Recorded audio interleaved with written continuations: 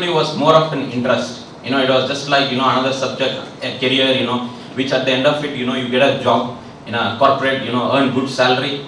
So this particular incident changed my total perception, about cyber security. I slowly realized I'll now, come to today's situation.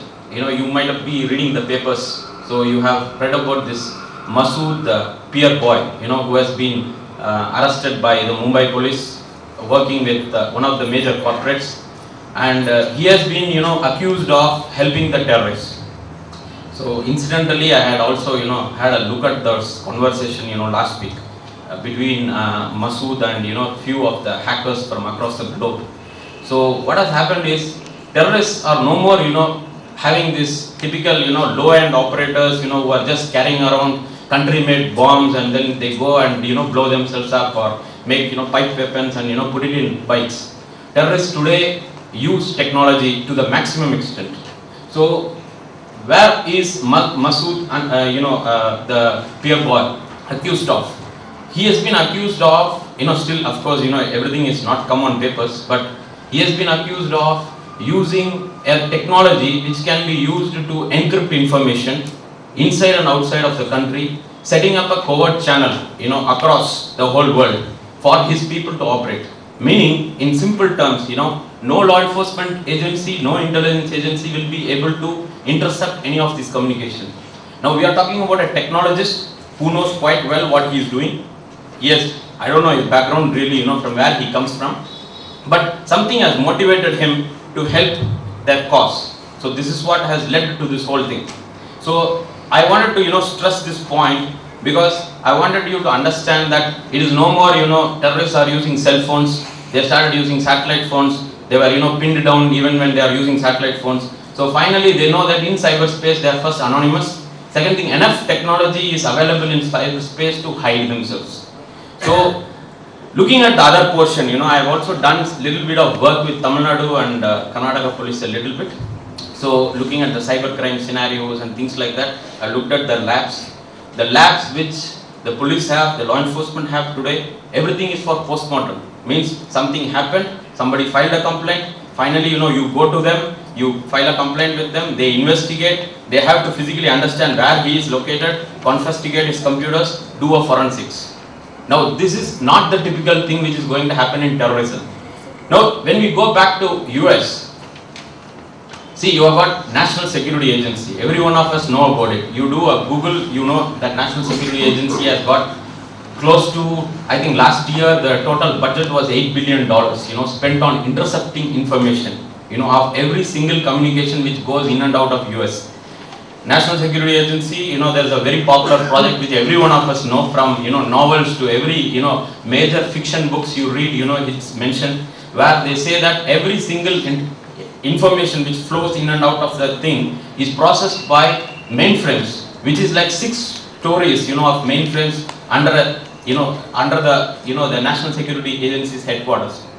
So when we are talking about, we have to also be practical, whether we can prevent terrorists before they can hit us.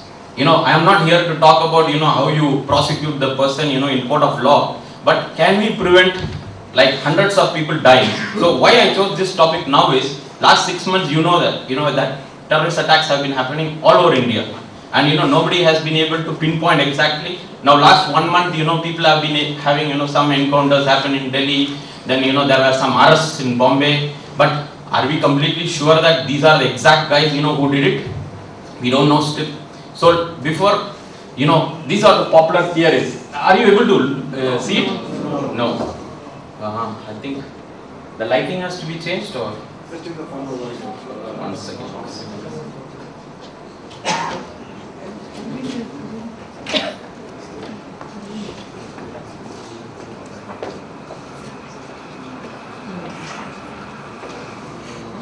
Yes, I will be continuing it after the lunch.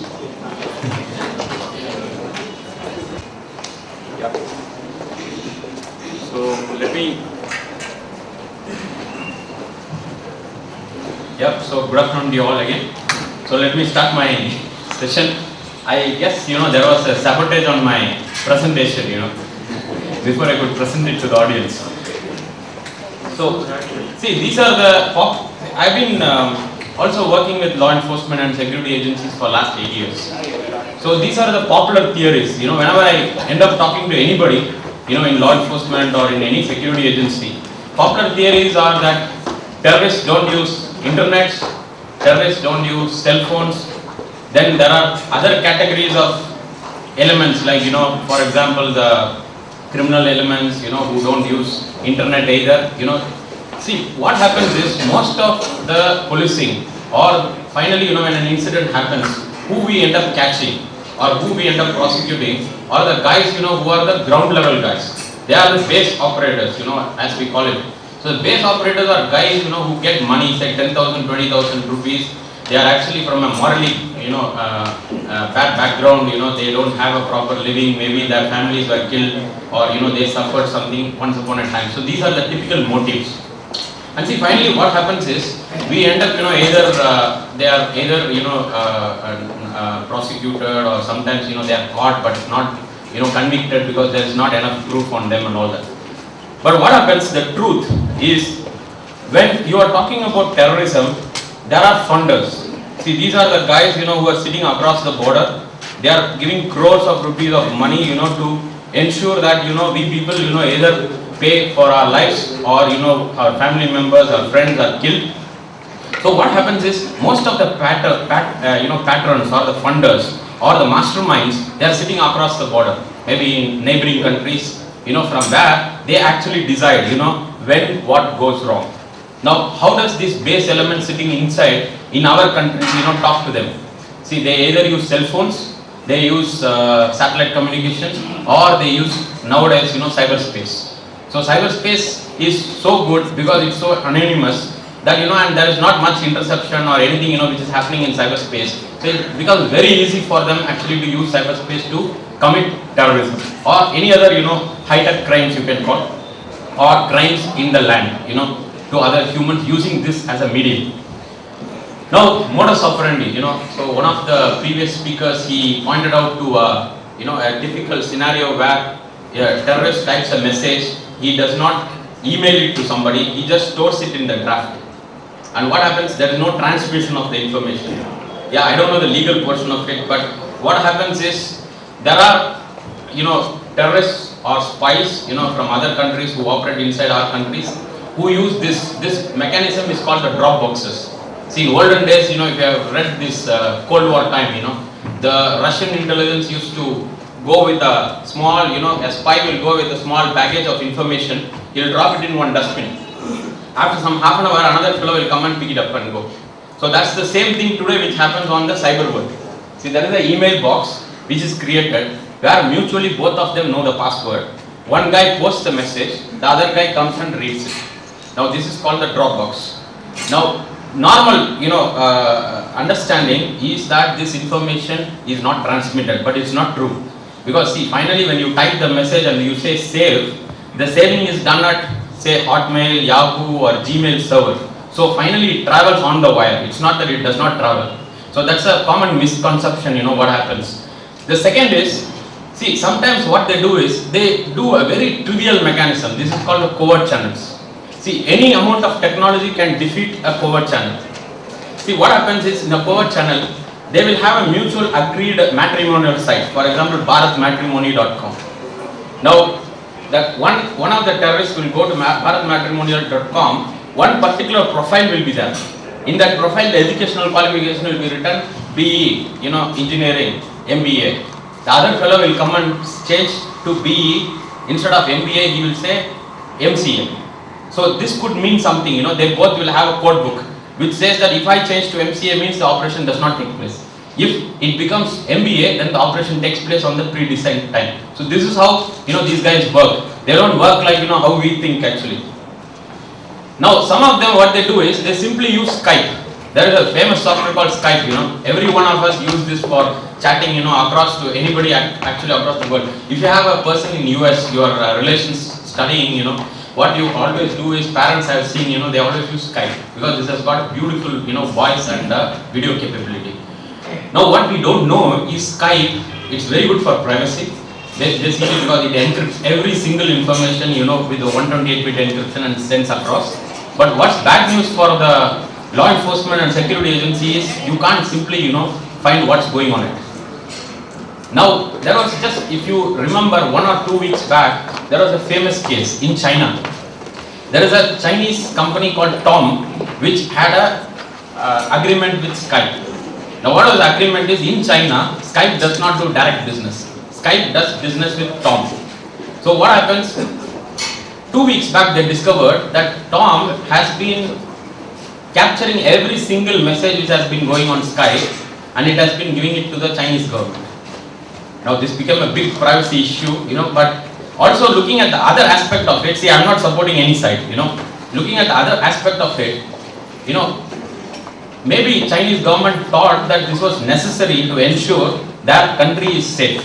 Maybe they wanted to actually, keep tap on whatever is going in and out. So I'm not supporting that side or I'm not supporting this side. These are the challenges which are coming up. So I'm just putting these challenges across to you on a table. Now, some of these guys also use anonymous proxies with encryption. Now, see what happens. I was just talking about the case of, Manzoor Pierboy, this latest case, the employee of Yahoo. So what happens is, he was using a technology which is called Nginx. Now, see, Nginx is a very common technology which is available, everywhere. It is like Linux actually, like in a Linux operating system. But the difference in Nginx is called a reverse tunneling HTTP proxy, which also has SSL support. Now, what he is accused of, doing is he is using Nginx on a remote server in a foreign land, and he has set up the entire terrorist communication on this particular technology. Now, see, what is very bad news for us is this same technology SSL. Most of us in the industry know this is used for banking industry. See, we protect credit card information. We protect, transmission security using SSL. Now, the same SSL is also used by terrorists to use it for their own communication channel. If they start using this kind of thing, then we don't have any option except to start looking at what is going on that tunnel, which is practically very difficult for us to do. Now, see, most of these things have been happening for last 5 to 6 years. Most technologies exist, and some of these technologies for interception are from abroad. Not many people develop this inside our country. And one problem with foreign technology is when we are also looking at legally intercepting information. Let's say in US, you have got this Carnivore program, by the FBI. See what happens when there is an accused and he is suspect. They can go to the court, they can take a warrant, and then they can tap into information, what is actually going on in his wire. Now, Carnivore sniffs every traffic which is going on the wire and produces it. It's done totally under, the judiciary. Now, what happens when you are going to use foreign technologies for interception? We also have a problem. The foreigners themselves may be working for some other governments. So they might be actually, putting another bug and looking at what we are intercepting. So are we quite clear that we are able to intercept information and give it only to the court? Maybe we are intercepting information on a suspect. Maybe an American company, which is nothing but a front end of another organization, might be actually looking at every information which flows on that. And if tomorrow they leak, then we are going to be in trouble, including law enforcement and including the judiciary. So rule number 1 is we are never going to use foreign technology for doing these things. We have to develop our own technologies. Now there are technologies, as you know, for monitoring phone calls, which is normally done, with a signature from the Home Secretary or from Home Affairs, some secretary there. Now monitoring of network traffic has also been going on for quite some time at ISP levels using sniffers. Now again, the problem, as I told you, these sniffers can look at, see, typically how it is like I am typing in my computer, for example, in simple terms, a bomb. So sniffers run at ISPs, at gateways. So the minute I type bomb, immediately that particular transcription is taken and shown to somebody who is actually monitoring this traffic. Now there is a small problem here. If the terrorist is going to use an encrypted tunnel, the sniffers can't see it. Nobody actually can see it, what is going on in that tunnel. So we don't know what they are communicating. Now then you have got these technologies which are called cell phone bugs, you have got email bugs, you have got keyloggers. I'll just cover it in the next slide. See, personally, what I wrote in this slide is a very difficult information to digest. So after working in these things, for last 8 years, I came to this understanding that it has to be done through a private company, or a private initiative, where they set up a lab with the private initiative. The judiciary or the law enforcement have to have certain amount of control as what can be intercepted and what cannot be intercepted for national security purposes. And the whole idea and agenda of this lab should be that nobody, in this country gets killed. It's not a post-mortem lab, but it is a preemption. Means you don't, do a complete analysis of, how these guys operated and how we can prosecute them after they have killed 400 people. It doesn't make sense, We have to actually stop people from getting killed. So I think that's my whole presentation about it. Now see, what are the technologies which are available? Now all these technologies, one of the previous speakers pointed out that the criminals are always one step ahead of law enforcement. This is completely true in this. See, for example, if you take the keylogger, I think most of you must be knowing what is a keylogger. See, we have been warned, time and again in papers, don't go to cyber cafe, operate your net banking, but what happens? You go to any law enforcement department in Karnataka or Tamil Nadu, there are certain cases pending where people have lost 25,000. One of my friends lost 25,000 last week. He asked me, what can we do? So we go, this is a case in Tamil Nadu, we go and, we launch a complaint. So everything is recorded, of course they also have limitations. See what happens? Immediately it is seen where this money went. Now this money has gone to some UTI bank, which is in Jharkhand. Now you trace the UTI bank, you go with the FIR to UTI bank says that's in Delhi, the branch is in Delhi. So UTI bank says that, sorry, there is no complete address, which we have on this particular individual. So first few days they start saying that you don't have a FIR, so you can't get this information because it's private. Now next what happens is, when we go with the FIR, then they say that, see, you got the FIR, but it is in a Jharkhand address. So we start tracing, nothing happens. Finally the money has vanished within no time. Now this is not one case. Another friend of mine who had an account with another major bank, a multinational bank, lost 2,81,000 rupees. He was in merchant navy. Now his wife was operating in Bangalore, his account.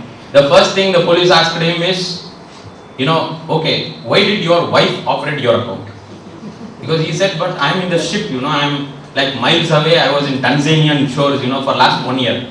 So they say, no, we can't take this complaint because your wife has operated this. You are the authorized person to operate it, but your wife has operated it. So by law, it will be very difficult because we will also have to investigate it. So this fellow dropped the complaint actually. So see, what happens is, why I am talking about this is, see, when we are talking about law enforcement and security agency, we are all afraid, even I am afraid of my private information getting, leaked to some agency. But what happens is, these keyloggers have been deployed by criminals. There have been, umpteen number of cases where they have been stealing identities. Now we all think it is just identity theft, it is just small, amounts of money which are going. But if you look at the mega picture, how many accounts are getting stolen in India? Do we know it? See, they get the access to this bank accounts. Then what do they use this for? They could use this for terrorism. Because they hack into 10 bank accounts. They can transfer money from one bank account to another bank account, another to another. They use 10 different bank accounts to pay out to 10 different individuals. The tracking becomes extremely difficult. So at the end of it, all these things are interrelated. It's not that, you can just rule out one aspect of it. I understand, banking security is also prime important, but what's happening today is that net banking passwords are getting stolen and nobody is doing much about it. Now the second is, see, terrorists, what happens is, they, at the end of this entire presentation, I'm going to show you some live data, okay? I'm going to show you how a terrorist computer really looks like, what's the kind of information, which is there on it. It's not a recent data, it is a 4 years old data, so I got permission from somebody, before I'm showing you that information. But see, what happens is, you only know that he might be suspected of being a terrorist. You don't have any proof. Now, how do you get a warrant on this guy? You can't get a warrant on this guy. Now, do you wait for this guy to go and blow bridges and, blow up houses before you can arrest him? No, it's not very difficult. So that's why there are intelligence agencies which are operating in this country, which have been doing quite good job, doing, interception of a lot of things. And then the whole point is, this information has to be in the right hand and it has to be used properly. Now, see, the most critical factor when it comes to individuals who are in terrorism is they don't operate from one place. It's not that they are operating from a house. It's not that you can locate them with an IP address, go through the header and then finally go to their house and they'll be sitting there and we can catch them. See, what happens is they're always on move and they send one email from one location. Tomorrow they'll catch a plane, they'll go to another, because they're all well funded. They'll go to another location, they have at least 10 different email IDs. They operate everything as drop boxes. Means you don't know who the other individual is, who is sitting on the other side, who is actually accessing this information. So that's the whole challenge, when it comes to this. So there are a lot of, bugs which are available, which you can actually send to a terrorist, as if it is going from one of his colleagues. Then, he opens it up. There is a delivery mechanism for how to implant these bugs into a remote computer. Now, if you are thinking that this technology is going to exist only with security agencies, you are wrong. Because these technologies always have existed with hackers, the high-tech criminals. And these technologies today are being bought by the terrorists. They are paying money, they are paying $50,000 per tool to buy these tools, and they are actually using it on innocent civilians. They are using it for communicating through their own mechanisms. Now see, this is a very popular method which is used in US. See, this method is, you all might be knowing about encryption programs. For example, asymmetric encryption, symmetric encryption. Now in US, there is a very specific law which is called the escrow key. So escrow key is like, the law enforcement always will hold a key, master key. So if they use that key, they can actually access any communication which is going, using any of their softwares. So for example, the same thing could be done, by the Department of Justice, or the law enforcement in India under certain controls, where we could make our own encryption tools or have a law which says that, you should have a master key or escrow key into every single security product which is being generated. If there is a court order to ensure that we have to read that communication, then we should be able to use that master key to read that communication. I think this is one of the things, which we could, gain from what US has been doing. For example, this, you might be knowing this PGP. PGP is one of the most famous encryption tools which is available for people. In PGP, you can't encrypt with a key which is more than 40 bits. Even if you select 2048 bit, the remaining bits of the key are substituted already by the government master key. 40 bits are always left for the individual to fill in. Now why 40 bits? Because the NSA has got capabilities to break into 40 bit. So they don't have a problem, if there is a 40 bit encryption. So they have held tight control on encryption if you look at it across the globe. So this is one of the main things, which is used by terrorists. If you actually look at it, encryption is something, if you do an encryption, you can't decrypt it. So until or otherwise you know the key, or you are the authorized person to look at this information. So I think this is one of the things. Now see, there is a famous case study, This is a case of Rishi Mahendra Kumar. Okay, December 2005. He was a Pakistani ISI agent who was caught in Rajasthan by a joint operation between two different agencies, and he was finally prosecuted by the Rajasthan police. Now this guy was very interesting, he was an ISI agent. Rishi Mahendra Kumar was from Sindh province in Pakistan. So he was Hindu, but he was actually employed to come inside, recruit a huge team of people who will be working finally for the agency abroad. Now when he came in, he had an Orkut account, he had LinkedIn, he had Gmail access, he had a social profile, where he claims he is a model. Now he is very smart looking. So what happens is, most of the people he ended up meeting across India, they were all women, who he recruited them saying that he is going to run a modeling agency and he is going to take their photographs. He is, having entire portfolio of them, their addresses and things like that. They were doing a set of things for him for 1 year without understanding who he is. So, how he was caught. This is very interesting, So, accidentally in the border, there were some computers which were deployed with certain tools for tracking these kind of activities. So, one of the tools suddenly popped up an information which said there is an SMS which goes to +92 some number. Now, +92 is Pakistan's code, like +91 for India. So the minute it said +92, it popped up a alarm saying somebody is sending an SMS. Why? So then they looked at it, he was inserting every now and then one USB drive. And he was attaching a few files and he was just sending. Now we don't know what files he was attaching, what he was trying to do.